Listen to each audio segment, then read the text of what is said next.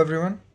So today we are going to start with the chapter 3, structure changes in the Indian economy. In the previous video, we have in previous lecture we have seen the features of Indian economy since independence, and today we are going to see the structure changes in Indian economy. So different person perform different activities for earning their livelihood. अलग अलग लोग अलग अलग प्रकार की काम करते हैं या एक्टिविटी करते हैं ताकि वो अपना जीवन कमा सके. जीवन livelihood means basic necessities of life. So some people are engage in agriculture operation. कुछ एग्रीकल्चर ऑपरेशन में इंगेज हैं, कुछ इंडस्ट्रियल एक्टिविटीज़ में इंगेज है, कुछ ट्रांसपोर्टेशन में, एजुकेशन में, health, banking, insurance, communication, hotel, government administration, arm forces, maintenance of law and order etcetera. इन चीज़ों में एम्प्लॉयड है. All this economic activities are broadly classified into 3 groups. जितने भी इकोनॉमिक्स एक्टिविटीज़ हैं जिससे कि लोग अपना अर्निंग कमाते हैं, अपना लाइवलीहुड कमाते हैं, उन सभी को ब्रॉडली जो है 3 ग्रुप में क्लासीफाई किया गया है. और on the basis of common characteristics. इन तीनों ग्रुप में जो कॉमन करेक्टरिस्टिक्स थी, 3 कॉमन करेक्टरिस्टिक्स के अनुसार सारे एक्टिविटी को सारे लाइवलीहुड एक्टिविटीज़ को, डिफरेंट एक्टिविटीज़ को 3 ग्रुप में बांट दिया गया है. This group of economic activities are known as sectors of income, sectors of economy. Because sectors of इन चीज़ों को जो ब्रॉडली सेक्टर्स ऑफ इकोनॉमी करके नाम इसलिए दिया गया because they are the main 3 pillars. मतलब टोटल इकोनॉमी को अगर डिवाइड किया जाए तो टोटल इकोनॉमी जो है यही 3 सेक्टर्स रन कर रहे हैं. इन्हीं 3 सेक्टर्स के कारण हमारी टोटल इकोनॉमी रन कर रही है. So these sectors are named as primary sector, secondary sector and tertiary sector. और इन तीनों सेक्टर का क्या क्या नाम है? प्राइमरी सेक्टर हो गया, सेकेंडरी सेक्टर हो गया एंड टर्शियरी सेक्टर हो गया. So all these 3 sectors of economy are very important for the rapid development of the nation. ये तीनों सेक्टर्स जो है वो बहुत इंपॉर्टेंट है for the growth of the country. हालांकि ये कंपलसरी नहीं है कि ऑल जो सेक्टर्स है वो ग्रो करे सेम पेज पे. मतलब प्राइमरी, सेकेंडरी और टर्शियरी सेक्टर, तीनों सेक्टर तो इम्पोर्टेंट है, बट ये जरूरी नहीं है कि वो सारे जो है एक ही गति पे ग्रोथ करें. It is possible that the growth rate of this sectors is different. Their contribution to national income में आल्सो बी वेरी. मतलब उनका ग्रोथ रेट जो है इन आउट ऑफ 3 सेक्टर्स किसी का ज़्यादा है, किसी का कम है, और इनका कंट्रीब्यूशन टू नेशनल इनकम भी किसी का ज़्यादा है और तो किसी का कम है. With the change in level of development, जैसे जैसे डेवलपमेंट का लेवल बढ़ता जाता है, पॉजिटिव चेंज की बात हो रही है, तो जैसे जैसे लेवल का डेवलपमेंट बढ़ा जाता है, the share of different sectors in the national income changes. जो नेशनल इनकम में शेयर है वो चेंज होते रहती है. तो बेसिकली कि जैसे जैसे कंट्री ग्रोथ कर रही है या उनका डेवलपमेंट जैसे जैसे ज़्यादा है या कम है, वो डिपेंड करेगा कि कौन सा सेक्टर मीन्स ज़्यादा प्राइमरी मेन रोल परफॉर्म कर रही है. So generally with the increase in level of development, आमतौर पे जैसे जैसे लेवल ऑफ डेवलपमेंट इंक्रीज करती है, the production percentage contribution of secondary and tertiary sector जो है वो इंक्रीज करती है. मीन्स प्राइमरी सेक्टर का कंट्रीब्यूशन डिक्रीज होता है एंड सेकेंडरी सेक्टर और टर्शियरी सेक्टर का कंट्रीब्यूशन इंक्रीज होता है जैसे जैसे एक कंट्री डेवलप करती है. as the nature of product of these 3 sector is not them same, क्योंकि तीनों का नेचर सेम नहीं है. So for comparing production of this sectors we have to convert their production into monetary values. मतलब basically कि तीनों sectors का production अलग है, इसलिए अलग अलग टाइप का प्रोडक्शन है. जैसे कि अब एक आम और एक कलम के बीच में कैसे कंपैरिजन कर सकते हो. So for the comparison purpose, we are going to convert their production units into monetary value, and which will be concluded as output into market price. सो जो भी आउटपुट है उसको मार्केट प्राइस से मल्टीप्लाई कर दिया जाएगा. जैसे कि अगर हम आम और कलम के बीच में अगर कंपैरिजन करें तो आम का मान लेते हैं 20 रुपया वैल्यू है और एक कलम का 5 रुपया वैल्यू है.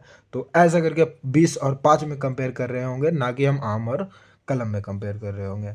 So for easy comparison we have converted the production units into monetary value. So in initial stage of development, जो प्रारंभिक स्टेज है डेवलपमेंट का किसी भी कंट्री का, वहाँ पे प्राइमरी सेक्टर जो है वो डोमिनेट करती है from other sectors. The share of primary sector in the national income and its employment is more than other sector. As development proceed, जैसे जैसे डेवलपमेंट आगे बढ़ती है, the proportionate contribution of primary sector tends to decrease. Primary sector का जो contribution है वो decrease होने लगता है. सेकेंडरी एंड टर्सरी सेक्टर का जो प्रोडक्शन है वो इंक्रीज होने लगता है. इन इंडिया ऑल्सो, इंडिया में भी सेम ग्रोथ रेट देखा गया है, सेम शिफ्ट देखा गया है. So now let's C the main group of economic activities और इकोनॉमिक सेक्टर. जो जैसा कि अभी हमने प्राइमरी सेक्टर, सेकेंडरी सेक्टर और टर्सरी सेक्टर में बांटा है इन इकोनॉमिक एक्टिविटीज को. अब हम डिटेल में देखते हैं ये आखिर में है क्या. So first of all let's start with the primary sector. So basically this sector include all such activities as are undertaken by the natural resources. Means जितनी भी इकोनॉमिक एक्टिविटीज़ है जो कि नेचर से कनेक्टेड है और वो लाइवलीहुड, पीपल्स को लाइवलीहुड देती है, वो उसको हम प्राइमरी सेक्टर में काउंट करते हैं. जैसे कि एग्रीकल्चर हो गया, लाइवलीहुड देती है, यस. नेचर से कनेक्टेड है, यस. एनिमल हस्बेंड्री लाइवलीहुड देती है, यस. लोग इससे पैसे कमाते हैं, भोजन प्राप्त करते हैं, यस. एंड बेसिकली नेचर से कनेक्टेड है, यस. नेचर से भी कनेक्टेड है. फॉरेस्ट्री भी सेम केस है, लाइवलीहुड देती है, नेचर से कनेक्टेड है. फिशिंग भी लाइवलीहुड देती है, फूड देती है, सेल करके मनी देती है, एंड बट नेचर से कनेक्टेड है. So these all activities are primary sector, the primary sector activities. All these activities are directly based on natural forces. Natural forces पे based है, such as rainfall, climatic conditions, soils, etc. Similarly, fishing, animal husbandry, poultry are based on the biological process of animals. Biological process of animals again nature पे depend करता है, natural activities है, humans cannot control that. In the same way, mining is based on minerals and ore. Mining जो है minerals and ores के ऊपर based है. हालांकि इस माइनिंग में इक्विपमेंट्स, इंडस्ट्रियल इक्विपमेंट्स भी यूज़ होते हैं, इसलिए इस सेक्टर्स को हम मतलब एग्रीकल्चर सेक्टर्स को बेसिकली हम एग्रीकल्चर एंड रिलेटेड एक्टिविटीज़ करके भी जानते हैं. So in all countries in the initial stage of economic development primary occupation remains dominate. जो बिगनिंग स्टेज होता है किसी भी कंट्री का ले लो, जैसे कि अभी अमेरिका डेवलप्ड कंट्री है, उसका भी जो बिगनिंग स्टेज में था वो एग्रीकल्चर ही डोमिनेट था. इंग्लैंड का भी सेम पर्पस रहा, इंग्लैंड का भी मतलब same growth of development, same way of growth रहा. सो सिमिलरली इंडिया में भी है जो है वो सेम चीज़ है. हालांकि those countries in whose national income proportionate share of primary occupation is large and a big chunk of population remains engaged in these occupation are called underdeveloped countries. Means जो जिस कंट्रीज़ में agriculture पे dependence, livelihood के लिए agriculture पे, primary sector पे ज़्यादा dependence है, नेचुरल रिसोर्सेज पे ज़्यादा डिपेंडेंस है, बायोलॉजिकल रिसोर्सेज पे ज़्यादा डिपेंडेंसी है, वो इन कंट्रीज़ जो है वो अंडर डेवलप्ड कंट्रीज़ के गिनती में आती है. सो आगे हम देखेंगे ऐसा क्यों कह रहे हैं. ठीक है, first of all now let's move to secondary sector. So what is secondary sector? Secondary sectors include various manufacturing activities which are performed in factories. ढेर सारी एक्टिविटीज, मैन्युफैक्चरिंग एक्टिविटीज जो फैक्ट्रीज में परफॉर्म की जाती है उसे सेकेंडरी सेक्टर कहते हैं. Includes all type of industries such as large scale industries भी आ गई, स्मॉल स्केल इंडस्ट्रीज भी आ गई, यहाँ तक कि कॉटेज इंडस्ट्रीज भी आ गई. It is also known as industrial और मैन्युफैक्चरिंग सेक्टर बिकॉज ये जो है इंडस्ट्रीज, ढेर सारी इंडस्ट्रीज मतलब मैन्युफैक्चर करती है प्राइमरी रिसोर्सेज को. यूटिलिटी प्राइमरी, इस sector adds utility to products made by the primary sector और अदर सिंथेटिक प्रोडक्ट्स. जो मतलब कोई भी प्रोडक्ट्स के ऊपर सेकेंडरी सेक्टर जो है वो जो है वो यूटिलिटी ऐड कर देती है. जैसे गेहूं है, गेहूं को ब्रेड में बना दिया, ये किसका काम हो गया? सेकेंडरी सेक्टर, क्योंकि ब्रेड का यूटिलिटी अलग हो गया, मतलब यूटिलिटी बढ़ा दिया, गेहूं का यूटिलिटी जो है इंक्रीज हो गया. डायरेक्टली गेहूं को डायरेक्टली कंज्यूम नहीं किया जा सकता, लेकिन ब्रेड को कंज्यूम किया सकता है. सिमिलरली गेहूं को बिस्किट में कन्वर्ट कर दिया गया. फिशरीज है तो उसको ईटेबल प्रोडक्ट्स में कन्वर्ट कर दिया गया, उससे मेडिसिन निकाल ली गई. तो ये क्या हो गया? सेकेंडरी सेक्टर्स हो गया. सेकेंडरी सेक्टर का मेन क्या काम है? Add utilities to the products made by the primary sector और सिंथेटिक प्रोडक्ट. जैसे कि एक्सट्रैक्टिंग आयरन, जो आयरन ओर जो है वो प्राइमरी एक्टिविटी है, बट आयरन ओर को स्टील में कन्वर्ट करना ये क्या है, मैन्युफैक्चरिंग एक्टिविटी है, दस सेकेंडरी सेक्टर का एक्टिविटी है। So finish steel has more utility than iron, utility बढ़ गई, आयरन से ज़्यादा यूटिलिटी बढ़ गई। जैसे हमने अभी व्हीट वाला केस में देखा, गेहूं से ज़्यादा यूटिलिटी ब्रेड की है क्योंकि वो डायरेक्टली कंज्यूम किया जाता है। सिमिलरली आयरन से ज़्यादा यूज़ स्टील का होता है, तो आयरन से ज़्यादा यूटिलिटी बढ़ा दी गई। अगेन ये हमारा सेकेंडरी एक्टिविटी है। So thus manufacturing sectors adds utility to the primary products, manufacturing sector जो है वो यूटिलिटी ऐड करता है प्राइमरी प्रोडक्ट्स की। ये जो सेक्टर है डेवलप्ड नेशन में ज़्यादा डेवलप है and less developed in under developed countries. Means यहाँ पे जो हमने अभी अंडर डेवलप्ड कंट्रीज की बात की, यहाँ पे सेकेंडरी सेक्टर जो है वो बहुत मिनिमल डेवलप्ड रहती है, मिनिमल यूज़ होता है। Now let's talk about tertiary sector. Tertiary sector जो है वो सर्विस सेक्टर, सर्विस सेक्टर्स के भी नाम से जाना जाता है, बिकॉज सर्विस सेक्टर्स इसलिए because these are helpful in the production process of economy, production process of economy में, प्रोडक्शन प्रोसेस में हेल्पफुल है। अब पूछोगे कैसे, प्रोडक्शन प्रोसेस में इसलिए यूज़फुल है क्योंकि जब सेकेंडरी सेक्टर जैसे कि सेकेंडरी सेक्टर ब्रेड बनाए, तो टर्शरी सेक्टर क्या करेगी, जब तक वो बांटेगी नहीं, लोगों के ऊपर पहुंचाएगी नहीं, ट्रांसपोर्टेशन से लोगों को मतलब सेल नहीं करेगी रिटेल शॉप्स पे, तो तब तक वो again next unit of bread produce करने का फ़ायदा क्या है। इफ़ क्योंकि अगर प्रोड्यूस करके अगर एक जगह रखा ही रह गया तो वो तो वेस्टेज हो गया। सो बेसिकली टर्शरी सेक्टर जो है वो उस सर्विस प्रोवाइड करती है, वो ये ब्रेड्स को सभी जगह डिस्ट्रीब्यूट की, ऑल ओवर इंडिया डिस्ट्रीब्यूट की। सो these activities generate services for the person engaged in primary and secondary sector. Primary और सेकेंडरी सेक्टर में जो इंगेज्ड हैं लोग, उनके लिए वो सर्विसेज प्रोड्यूस करती है। और ये सर्विसेज किस प्रकार के, like transportation, telecommunication, banking, insurance, trade, storage, communication, travel, tourism, courier, consultancy और बहुत प्रकार की services. Service sector also includes certain services which are not directly helpful in the production process, but these are very essential for the development. Service sector में जो है वो उन activities को भी इन्वॉल्व करता है जो कि डायरेक्टली प्रोडक्शन प्रोसेस में हेल्पफुल नहीं है, लेकिन जो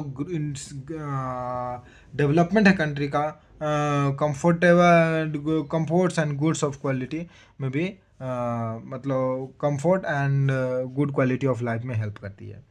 for example we require the services of doctor हालांकि डायरेक्टली जो है वो प्रोडक्शन प्रोसेस में इंक्रीज नहीं कर रही है, बट लोगों को कंफर्ट प्रोवाइड कर रही है, लाइफ एक्सपेक्टेंसी इंक्रीज कर रही है। तो बेसिकली टीचर जो है एजुकेशन इंक्रीज करे, सिक्योरिटी, लोग सुरक्षित महसूस करें। सो बेसिकली जो सर्विस मतलब कंफर्ट्स और क्वालिटी ऑफ लाइफ जो इंक्रीज करी है वो भी टर्शरी सेक्टर में ही आती है, वो टर्सरी सर्विसेज में ही आती है। सो बेसिकली जो डेवलप्ड कंट्रीज़ में है, वो डेवलप्ड कंट्रीज़ में टर्सरी सेक्टर का जो रोल होता है वो बहुत बड़ा होता है, very big, their contribution are much more मतलब मच डिमांडेड।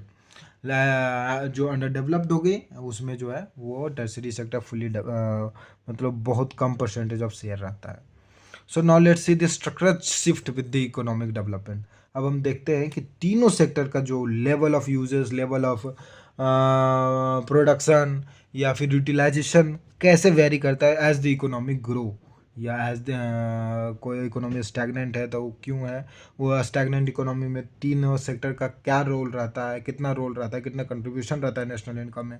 अगर कोई इकोनॉमी डेवलप्ड इकोनॉमी है तो उसमें कौन सा सेक्टर जो है वो मोर एफिशिएंट रोल प्ले करता है और कौन सा sector less efficient role play करता है। अगर कोई अंडर डेवलप्ड है तो उसमें कौन सा सेक्टर रिस्पॉन्सिबल है, मतलब रिस्पॉन्सिबल नहीं, मतलब से कौन से सेक्टर में लोग ज़्यादा मतलब इकोनॉमिक लाइवलीहुड जो है वो अर्न करते हैं। So let's see structural shift with economic development. So with increase in the level of economic development, some structural shift take place in the economy. Economy में स्ट्रक्चरल शिफ्ट लिया जाता है। In structural shift some changes in proportionate contribution of primary sector, secondary sector and tertiary sector are witnessed. These changes take place in sectoral distribution of these changes take place in sectoral distribution of national income and occupational distribution of population. Means जो basically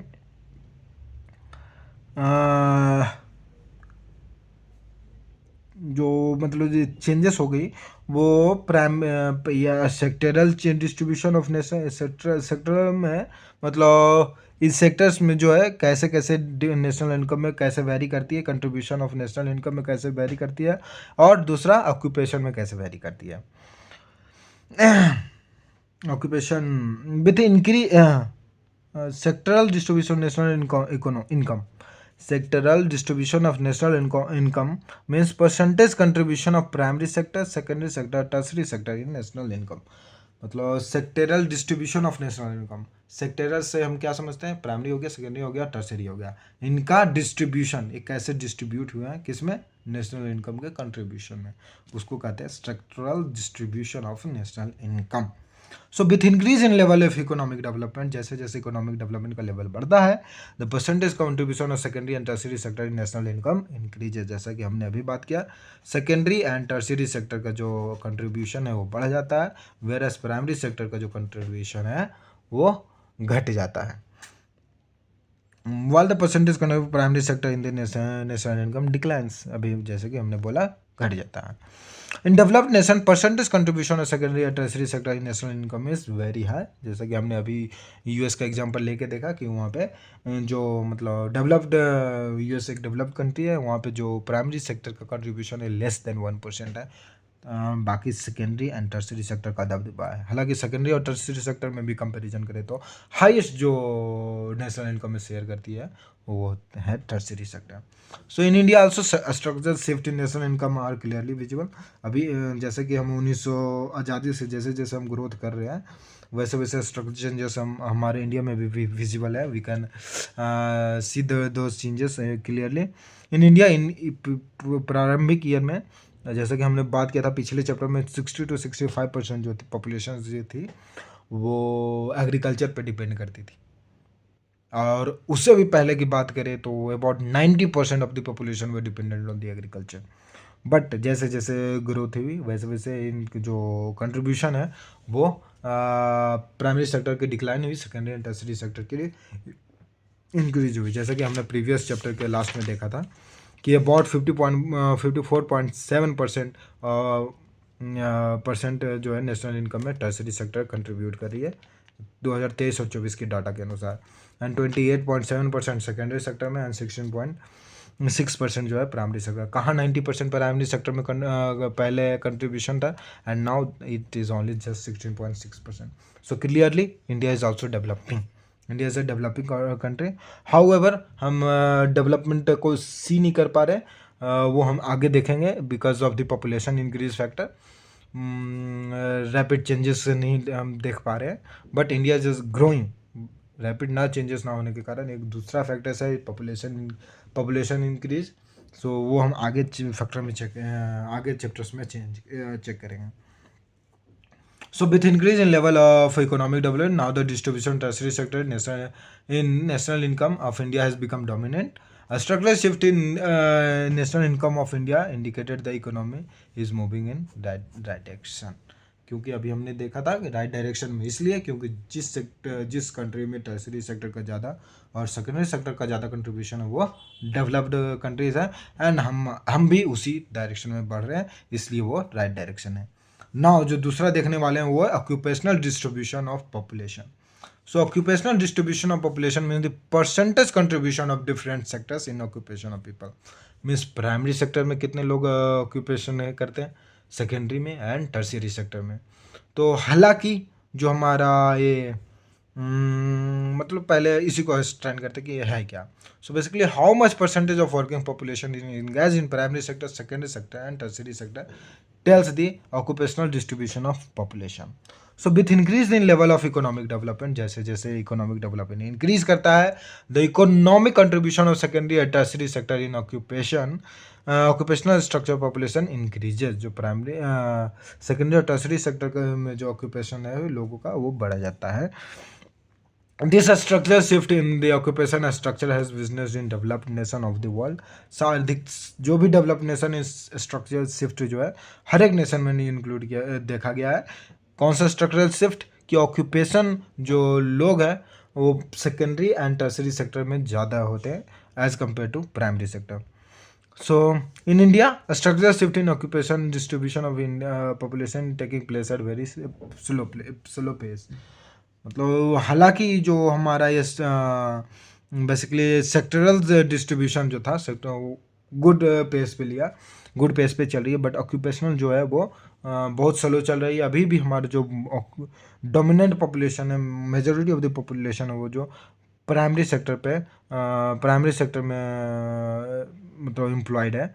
the percentage contribution of primary sector इनका occupational pattern has decline in India. हालांकि कम हुआ है but still this sector is dominating in occupational structure of population. फिर भी ये जो है डोमिनेटिंग है. एंड जैसा कि हमने बात किया था पहले भी कि डोमिनेटिंग है. लोगों को लगता है yes we are employed but this type of employment are disguised employment. जहाँ मीन्स डिस्गाइज्ड एम्प्लॉयमेंट ये हो गया कि जहाँ केवल एक बंदे की ज़रूरत है वहाँ पे 4 बंदे काम कर रहे हैं. एंड उस मतलब एक बंदे का जो इनकम होना चाहिए था वो 4 बंदों में डिस्ट्रीब्यूट हो रहा है. So that is disguised employment. इस तरीके के एम्प्लॉयमेंट से बेसिकली ये होता है कि कैपिटल मतलब जो ग्रोथ होनी चाहिए वो नहीं हो पाती. So analysis of structural shift in Indian economy is divided into 2 part. अब हम क्या करेंगे, स्ट्रक्चरल शिफ्ट जो इंडियन इकोनॉमी में टेक प्लेस की है उसको हम स्टडी करेंगे. एंड उसको स्टडी करने के लिए हम इसको 2 भाग में बांटा गया है. Structural changes in national income, पहला तो नेशनल इनकम में कैसे स्ट्रक्चरली चेंज किया. And the second structural changes in occupational structure of population, और ऑक्यूपेशनल स्ट्रक्चर में कैसे चेंजेस आया. सो बेसिकली अभी तो हमने देख लिया कि कैसे क्या क्या जो हुआ. जैसे कि ऑक्यूपेशनल स्ट्रक्चर में अभी भी प्राइमरी सेक्टर डोमिनेट करता है. और स्ट्रक्चरल चेंजेस में देखें तो टर्शियरी सेक्टर ज़्यादा नेशनल इनकम में कंट्रीब्यूट करती है. तो ये तो हमने देखा, बट अब हम क्या करेंगे डिटेल में देखेंगे जिससे कि हम जो इंडियन इकोनॉमी का स्ट्रक्चरल शिफ्ट जो है वो कैसे शिफ्ट वो कैसे चेंज हो रही है, किस फैक्टर को चेंज करने पे किस कहाँ पे है, मतलब ज़्यादा कैसे चेंज करें कि टर्शरी सेक्टर में लोग ज़्यादा जा सके. तो इस तरीके का स्टडी करेंगे अब हम डिटेल में. So number first we are going to study is structural change in national income. National income में इन सेक्टर्स का स्ट्रक्चरल चेंज सेक्टर्स ने कैसे अपना रोल प्ले किया, या फिर sectoral change in distribution of national income means with मतलब नेशनल इनकम में तीनों सेक्टर का विथ डेवलपमेंट कैसे कैसे चेंजेस आए. So national income through industrial origin और sectoral distribution of national income refers to studying national income as generated in different sector of economy. So national income जो है through national income through industrial origin और sectoral distribution national income, ये क्या बताता है, ये इसमें हम स्टडी करेंगे national income as generated in different sector of national income. ये बताता है कि डिफरेंट सेक्टर्स जो है वो कैसे नेशनल इनकम पे कंट्रीब्यूट करी है. So proportionate contribution of different sector tends to change with the process of growth. जैसा कि हमने अभी पीछे भी पढ़ा था कि जैसे जैसे ग्रोथ होती है जो कंट्रीब्यूशन ऑफ डिफरेंट सेक्टर्स जो है वो चेंज होती है. In the backward countries the bulk income is generated in the primary sector. अभी हमने पढ़ा था कि बैकवर्ड जो अंडर डेवलप्ड कंट्रीज है उसमें प्राइमरी सेक्टर का हाईएस्ट रोल रहता है. Central statistical organization divided in economy in 3 basic sector, जैसा कि अभी हमने पढ़ा primary sector, secondary sector and tertiary sector. So basically composition of national income tends to change with the process of growth. जैसे जैसे growth होगी वैसे वैसे कंपोजिशन है ऑफ नेशनल इनकम चेंज होते रहेगी. As the economy develop the proportionate contribution of primary sector tends to decrease. वही बात कि जैसे जैसे ग्रोथ होगी वैसे वैसे प्राइमरी सेक्टर का कंट्रीब्यूशन जो है डिक्लाइन होगा and secondary and tertiary sector का इंक्रीज होगा. अब जैसे कि हम यहाँ पे डेटा टेबल दी गई है for comparing with different countries. Germany में प्राइमरी सेक्टर का percentage just 1, secondary 27% and tertiary 72%. तो आप सभी कंट्री में जो डेवलप्ड कंट्रीज है उसमें आप देख सकते हैं टर्सरी सेक्टर का जो कंट्रीब्यूशन है वो हाईएस्ट है एंड प्राइमरी सेक्टर का जो है वो लोवेस्ट है। So in India the composition, अब हम इंडिया की कंपोजिशन की देख लेते हैं। 1950-51 में प्राइमरी सेक्टर 61% थी and tertiary sector just 24.5%। And वो 2023-24 तक आते आते 16.6% परसेंटेज प्राइमरी सेक्टर का रह गया and 54.7%। Means you can say our India is moving in the right direction of development. जैसा कि हमने अभी पढ़ा था कि indicates that economy is moving in the right direction because primary sector का कंट्रीब्यूशन कम हो रहा है एंड सेकेंडरी सेक्टर का इंक्रीज कर रहा है एंड टर्सरी सेक्टर का भी इंक्रीज कर रहा है। Now let's see the growth rate of different economic sector in India. So इसका ए दिया गया है एग्रीकल्चर एंड एलिड एक्टिविटीज़ का 2000 से 2001 में -0.2% ऐसे करके मतलब you can see that tertiary sector का तो ग्रोथ हो ही रहा है but rate of growth of services means tertiary sector is also increasing 5.7% से 9.3%। हालांकि ये एक्सेप्शनल बिकॉज कोविड पीरियड थी एंड अगेन 10.7%, 7.6%। हालांकि यहाँ डिक्रीज हुआ है but again it will take मतलब गति फॉरवर्ड डायरेक्शन में अगेन टुक प्लेस कर लेगी। So basically we can say that growth rate जो भी है वो सही चल रही है।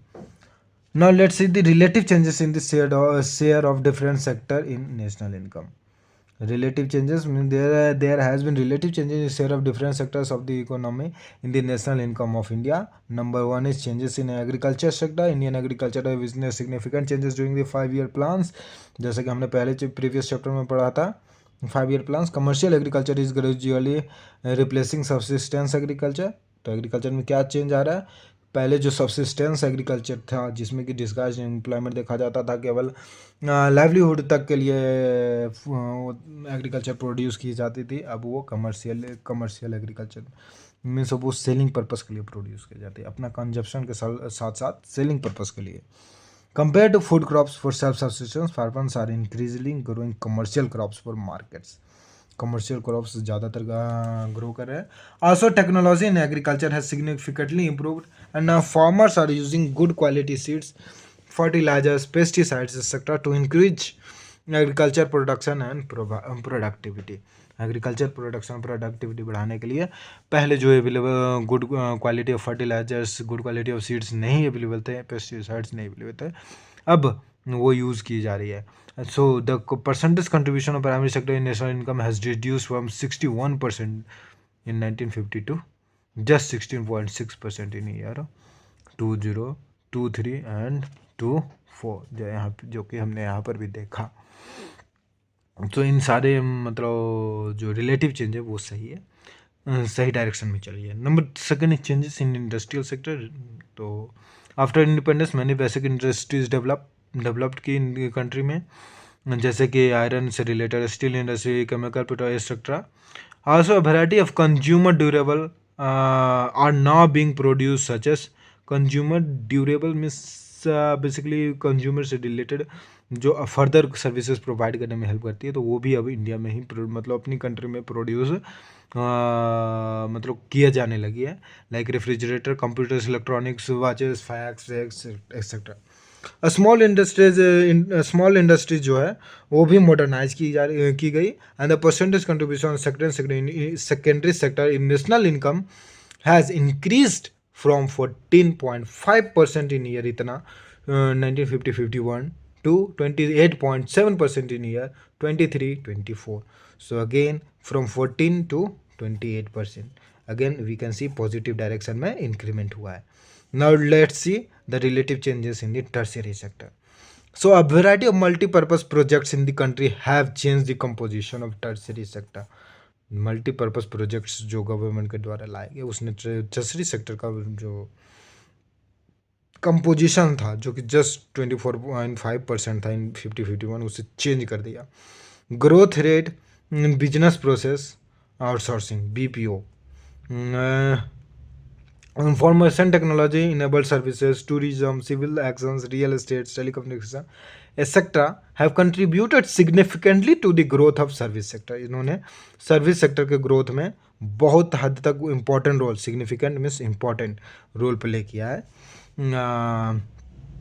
Banking has a spread in rural areas, catering means प्रबंध करना to the requirement of rural credits. Means पहले देखते थे कि लोग लोन लेते थे किससे, लैंड ओनर से, या फिर बस नियर बाय जो मतलब जिनके पास मनी ज़्यादा है वो उनसे लेते थे and highest rate of interest चुकाते थे, जिस कारण से हमारा एग्रीकल्चर नहीं डेवलप कर पा रहा था. तो उस चीज़ को कम करने के लिए यहाँ पे so composition of external trade has also greatly changed. Our export item has shifted from traditional export to modern export, and modern export include engineering goods, cars, computer software, information technology products etc. तो हमारा जो पहले जो traditional export था, जो कि हम पहले केवल रॉ मटेरियल एक्सपोर्ट करते थे, वो अब कुछ हद तक मैन्युफैक्चर्ड प्रोडक्ट्स भी एक्सपोर्ट करने लगे हैं, जिससे कि हमारी अर्निंग्स जो है वो बढ़ी है. So let's see structural changes in occupation pattern of population. So primary sectors includes economic activities as a primary sector के बारे में हमें मालूम है कि that it includes the sectors related to agriculture or livestock. Occupation from these sectors are considered a primary sector. For secondary sector, the secondary sector are the sectors which produce complete the primary sectors products, or secondary sector are also known as manufacturing sectors, and tertiary sectors are the service sectors. So what are the occupational changes in now observed? So basically पहले जो हमारा जो था main proportion, जो main occupation था, वो primary sector में था, एग्रीकल्चर से रिलेटेड था. अभी भी एग्रीकल्चर से ही रिलेटेड है, but the thing is that now just 49% of the approx 49% और 46% है, you can see here 46% of as per 2015-16, 46% of the peoples are in get their livelihood from primary sectors, and the secondary sector is about 21.8%, and from tertiary sector 32%. So basically occupational structure, occupational pattern में क्या changes आया, structural changes की that we are gradually shifting towards tertiary sector. Our occupation primary occupation is gradually shifting towards secondary and tertiary sectors, but still primary sector is dominant. That's why we know that the country in which primary sector is dominant in national income or occupational structure are basically underdeveloped countries. So according to Colin Clark, engagement of large proportion of population in secondary and tertiary sector instead of primary sector is a index of economic development. जैसा कि मैंने अभी कहा कि अगर primary secondary sector and tertiary sector में participation ज़्यादा है, लोगों का अर्निंग से secondary sector and tertiary sector से ज़्यादा है, तो वो बेसिकली क्या हो गया, वो एक डेवलप कंट्री की तरफ अग्रसित है वो देश. सो टेबल के बाद हमने देखा कि जो हमारा पहले प्राइमरी सेक्टर में जो था 71.7% ऑक्यूपेशन पीपल जो थे और लाइवलीहुड अर्न करते थे, but now 6.2% only. Tertiary sector पहले बहुत कम था 15.7%, now gradually has increase 32.0%. Our 5th year plans have played great role in the improvement. So occupational distribution के रिगार्डिंग हम क्या क्या इंटरफेसेस निकाल सकते हैं, वो ये है. Number 1, agriculture is the main occupation, that is still 46.2% of the population are engaged in agriculture. हालांकि जो पहले 1901 में थी 71.7%, उससे बहुत कम है, but still more population are engage in agriculture sector. जो डेवलप्ड कंट्रीज़ है उनमें बहुत कम लोग जो है मतलब ऑक्यूपेशन जो बहुत कम लोग एग्रीकल्चर में करते हैं. जैसे कि हम कंपैरिजन में देखें तो यूके में just 1.7%, USA 0.7%, Japan 2.9%, only this population are engaged in agriculture. So India population of India has increased very rapidly. As a result, per capita availability of land declined. Per capita means पर इंसान पर head पे जो land था वो decline हुआ. It has given rise to disguised unemployment in villages. Disguised in employment, unemployment हमने बात की थी कि वही एम्प्लॉयमेंट है जो कि बेसिकली मतलब लगता है कि वो एम्प्लॉयड है but they are actually not. For example one in a land of 5 hectare, suppose 5 people are enough to cultivate crops in a 5 hectare, then there the person are engaged is 7 or 8. सो बाकी के जो बाकी के जो 2 या 3 आदमी रह गए, 7 में से 2, केवल 5 आदमी एलिजिबल इनफ थे उस एरिया को कल्टीवेट करने के लिए, लेकिन बाकी 7 आदमी को वर्क कर रहे हैं, तो बाकी के जो 2 आदमी रह गए वो है disguised unemployed. Less development of industries. Basically, in India, 21.8% of the population depends on manufacturing industries. In China, 28%. They see Japan को 26.2%, चाइना 28.8%. इनमें सेकेंडरी सेक्टर का रोल जो बहुत ज़्यादा है as compare to India. That's why India is again categorized in developing nation.